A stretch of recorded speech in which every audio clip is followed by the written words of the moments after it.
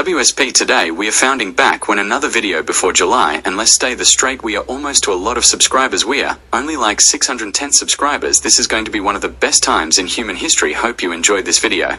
London's first ever electric bus was a BYD on routes 507 and 521, not 360. Instead, the 360 operated hybrids. This is a BYD K9E, and it operated out of Waterloo Garage to compete with the existing Citaros. My favourite part of the bus is the motor. I mean, take a listen.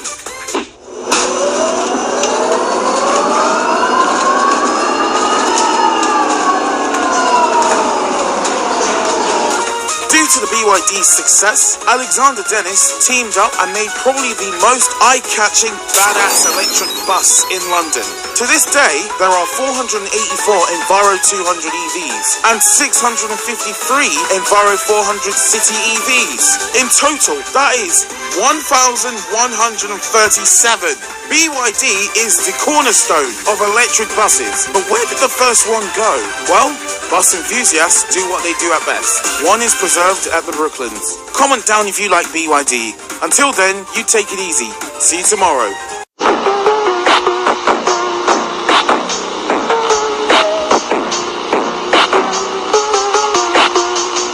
On Friday, June 26th of 2026, U.S. Central Command's official X account put up an announcement saying that the United States conducted strikes on Iran in response to attacking a commercial vessel in the Strait of Hormuz. In the post, they said, quote, U.S. strikes Iran in response to attack on commercial vessel. U.S. Central Command forces conducted strikes against Iran June 26 as a powerful response to yesterday's attack on a commercial ship that was transiting the Strait of Hormuz. U.S. aircraft struck Iranian missile and UAV storage locations and coastal radar sites after Iran hit motor vehicle Ever Lovely on June 25th with a one-way attack UAV. The Singapore-flagged cargo ship was exiting the Strait of Hormuz along the Omani coast at the time of Iran's attack. The unwarranted aggression against commercial shipping by Iranian forces clearly violated the ceasefire. Furthermore, Iran's dangerous behavior undermined freedom of navigation as commerce increasingly flows through the vital international trade corridor. CENTCOM forces continue to provide safe passage, coordination, and support to commercial vessels transiting the strait. The United States military remains present and vigilant to ensure all aspects of the agreement with Iran are adhered to, obeyed, and in full force and effect. And then in response to this attack, the Islamic Revolutionary Guard Corps launched several one-way attack UAVs targeting the territory of the Kingdom of Bahrain, which hosts the U.S. Navy's 5th Fleet headquarters. Now, Bahrain's foreign ministry strongly condemned the attack, calling it, quote, a flagrant threat to the security of citizens and residents and a violation of its sovereignty. The IRGC issued a statement via their state media claiming that they had targeted several locations of the United States terrorist army in the region, explicitly framing the actions as retaliation for the U.S. strikes on Iranian sites near Sirak, which were obviously in response to the Iranians striking a commercial vessel. Now, I thought this was interesting. After U.S. Central Command put out their official statement about the strikes, the Vice President put out a post on X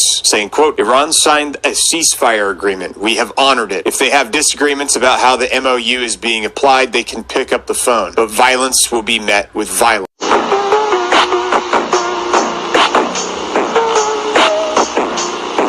So it looks like news broke today that the United Kingdom's Prime Minister Keir Starmer would be stepping down when he officially announced his resignation in a Downing Street address on the 22nd of June of 2026. Now, a new Labour leader or a new Prime Minister is expected to be chosen by Parliament before they return in September, with a transition period in the meantime. Now, the Labour Party suffered some pretty heavy losses back in May of 2026, which sparked widespread rebellion because multiple ministers and aides ended up resigning, including the Health Secretary Wes Streeting, who cited loss in confidence in Starmer's leadership. And then on top of that, over 100 Labour MPs publicly called for Starmer to quit or set out a clear timetable for his departure. And despite all that, Starmer repeatedly vowed not to walk away, saying that he needed to be there because it was his duty to be there and his responsibility to be there. And then this past June, the former Greater Manchester Mayor Andy Burnham won the Makerfield by-election in a landslide on or around June 19th to the 20th, which gave him a seat in Parliament and positioned him as a strong potential leadership challenger. And interestingly enough, President Trump posted on his True Social on the 21st of June of 2026, he said, quote,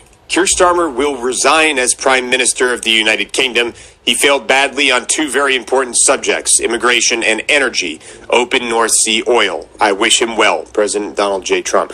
And that was at 9:59 a.m. on June 21st. So he probably knew this was coming beforehand. And so everybody was pretty much speculating that Keir Starmer was going to be resigning today, as early as today. And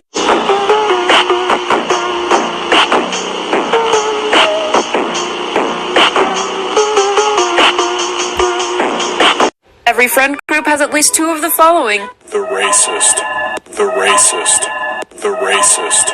The racist. The racist. The racist.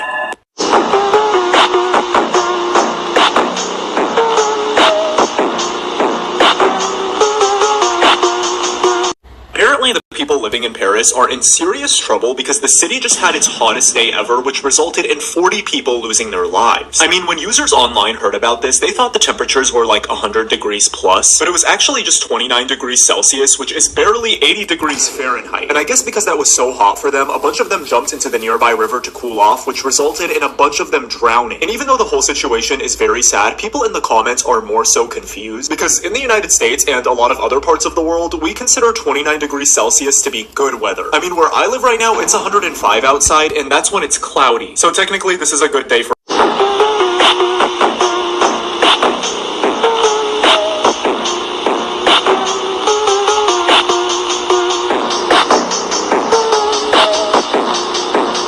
so this is the border wall in Poland, and you can see people that are just cutting through the border fence and trying to sneak inside. Looks like they're trying to pull some sort of a ladder in there.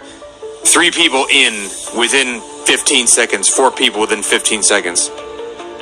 But within 15 seconds of those people getting through the border, there are armed guards pulling up on them immediately to either detain them or just escort them back outside of the fencing.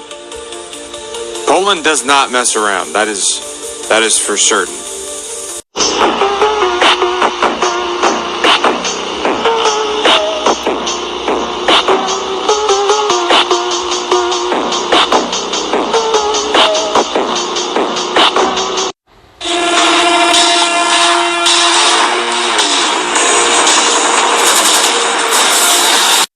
Burn my house to the ground! My family's dead! What'll I do?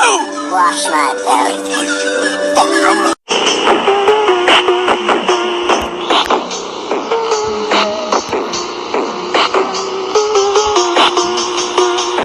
I'm so sad. Ever since America cut me in half, I look like a mutilated freak. You're not alone there, buddy. You are just big pop culture reference. Not true, eh? The Northwest Passage just opened up. This is Israeli foreign policy.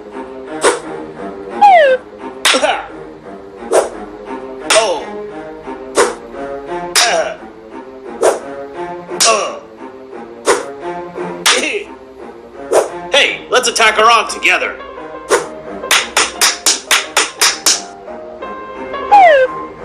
Alright, I think that's enough. We are finished when I say we are finished.